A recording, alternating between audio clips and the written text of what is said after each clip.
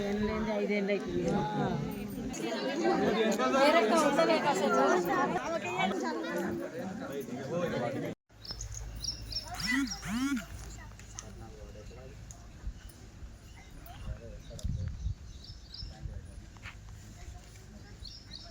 అందరికీ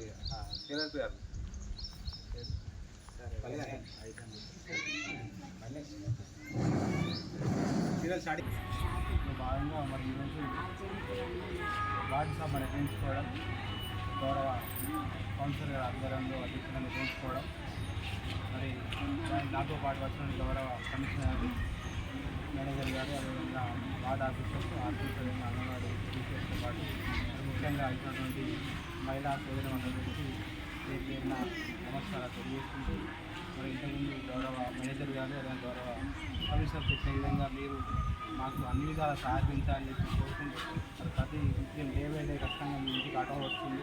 ఆటోకు ఖచ్చితంగా ఆటోకి మాత్రం చెత్త ఇవ్వగలరు.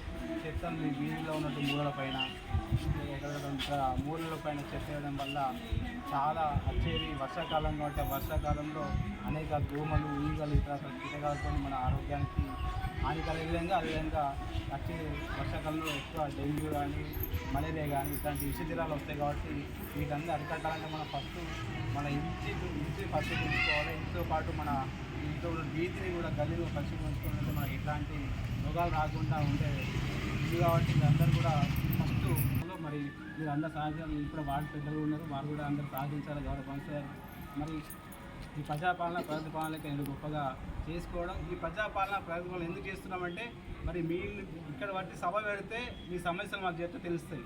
మీరు ఇళ్ళలో ఉండే మీరు రోడ్డు తిరిగితే సమస్యలు లేవు. కాబట్టి గౌరవ ముఖ్యమంత్రి గారు ప్రతి వార్డులలో మీరు సభలు పెట్టాలి. సభల ద్వారా వచ్చిన విన్నపాలు, రోడ్లు కానీ, డ్రైనేజ్ కానీ, ఇంకా ఇతర పెన్షన్స్ కానీ, ఏదైతే రేషన్స్ కార్డు కానీ, ఇంకా ఏ డెవలప్మెంట్ తెలుస్తాయి. కాబట్టి ఈ సభల ద్వారా చెప్పగానే ఇంకా సభలు పెట్టడం జరిగింది. మరి వారి నాయకత్వాలు ఇప్పటికే అన్ని ఏదైతే గౌరవ ముఖ్యమంత్రి వచ్చిన తర్వాత మరి మొట్టమొదటిగా మహిళలకే పెద్దపీట వేయడం, మరి గవర్నమెంట్ వచ్చిన తర్వాత రెండో రోజే బస్సు ఫ్రీ ఇవ్వడం జరిగింది. ఇది మహిళా పేరు బస్సులు ఫ్రీ ఇవ్వడం జరిగింది. మరి ఇప్పటికీ ఇందిరమ్మ ఇల్లు ఇవ్వడం జరిగింది. మరి రాబోయే రోజులు ఇందిరమ్మ కట్టుకుంటే అడుగు తాగుండి కట్టుకుంటే వాడగా 5 లక్షలు, వాళ్ళకు 5 లక్షల రూపాయలు ఇవ్వడం జరుగుతుంది. అదేవిధంగా అడుగు జాగా లేనటువంటి వాళ్ళకు కూడా ఈ వార్డులో ఇప్పటికీ 4 మంది ఇచ్చాము, 5కి ఇస్తాం. ఇప్పటికే ఇంకా ఎంతమంది ఉన్నా అడుగు జాగా వాళ్ళకు కూడా ఇస్తాం. ఒక 5 లక్షల రూపాయలు ఇచ్చి ఒక 70 గదాలు, 80 గదాలు, 100 గదాలు జాగా ఇచ్చి కూడా 5 లక్షలు ఇచ్చి కూడా అది కూడా స్కీమ్ ఉంటుంది.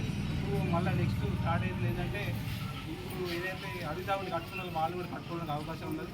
ఇట్లా అన్నీ కూడా గౌరవ ముఖ్యమంత్రి రేవంత్ రెడ్డి వచ్చిన తర్వాత కాంగ్రెస్ అధికారంలో నడుస్తుంది. కాబట్టి మీరు అందరూ సాధించి ఎలాంటి అభివృద్ధి కావాలన్నా, ఎలాంటి సంక్షేమం కావాలన్నా, కొత్త పెన్షన్స్ కావాలన్నా అన్నీ ఇస్తారు.